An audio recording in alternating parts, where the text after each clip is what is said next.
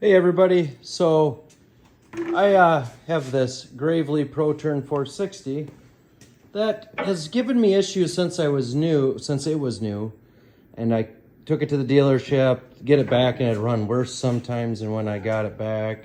I want to show you some stuff here that I have fixed.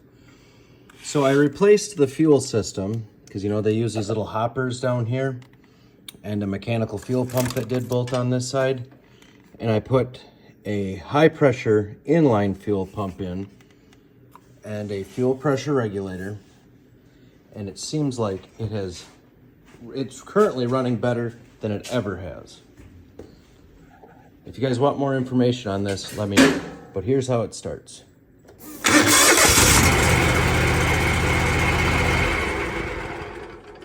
That is starting better than it ever had since it was new.